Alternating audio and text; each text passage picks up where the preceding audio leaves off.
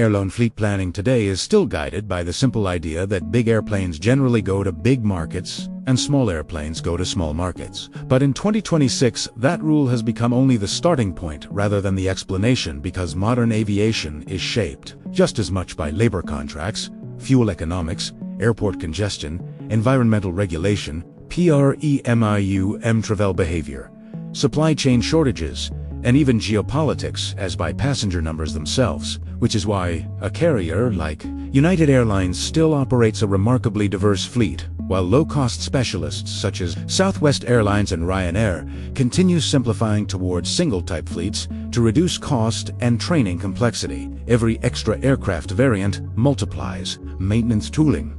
simulator certification, spare parts inventory, pilot scheduling complexity, and airport handling procedures. Yet network airlines deliberately accept those inefficiencies because flexibility itself produces revenue, especially in a world where business travel has not vanished after the pandemic, but instead transformed into last-minute, hybrid two-day trip demand, while leisure travel dominates seat counts, but not profit margins. So airlines still prioritize schedule frequency over raw capacity in corporate markets and capacity over frequency in leisure markets, a distinction visible in how flights between corporate centers operate almost hourly on small jets, while holiday destinations receive fewer but larger aircraft. In the United States, this complexity is amplified by scope clauses negotiated with pilot unions representing crews at the large carriers such as Delta Airlines and American Airlines, agreements that restrict outsourcing flying to regional partners and effectively dictate how many 50, 70,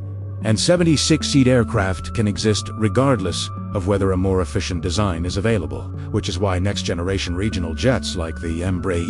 E175-E2 still remain absent from major U.S. fleets despite their significant fuel savings, since they exceed contractual weight limits rather than technical capability, leading airlines to do unusual things such as removing seats or software limiting fuel loads to fit union definitions, a reminder that airline economics often depend more on paperwork than physics. At the same time, aircraft manufacturers face production bottlenecks and engine durability problems, meaning airlines frequently fly older jets longer than planned. So aging aircraft survive not because they are efficient, but because they are cheap to own, making them ideal seasonal capacity tools that can sit idle in winter yet still earn money in summer peaks, while brand new efficient models are scheduled intensively on long routes where fuel savings justify high ownership costs, which explains why aircraft like the Boeing 787 Dreamliner operate marathon intercontinental sectors and rarely remain parked for long.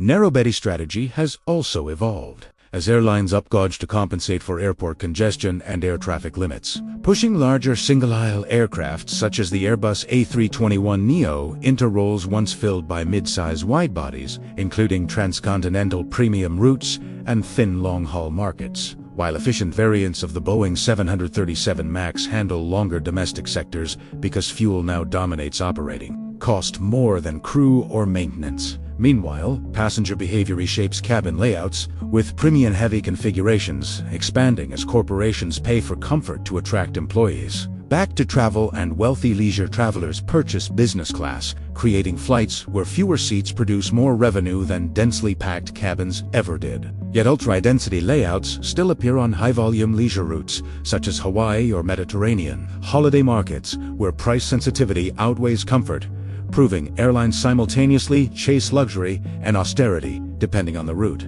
Cargo demand also influences aircraft selection, especially on Asia-linked routes where freight revenue can determine whether a flight exists at all, making large twin-aisle jets economically viable even when passenger demand alone would not support them. Environmental pressure adds another layer, as airlines increasingly deploy newest aircraft on routes subject to emissions scrutiny or sustainable aviation fuel mandates, while older planes migrate to less regulated markets, and future fleet decisions now incorporate carbon intensity proceed alongside traditional cost metrics. Ultimately, a carrier's fleet composition is a physical manifestation of its business philosophy, just as hub-and-spoke global connectors operate varied aircraft to stitch together small towns and world capitals, while long-haul specialists like Emirates concentrate on large wide-bodies, linking major intercontinental markets, meaning the airplane's passengers see at the gate are not random hardware but the visible outcome of negotiations between accountants, engineers,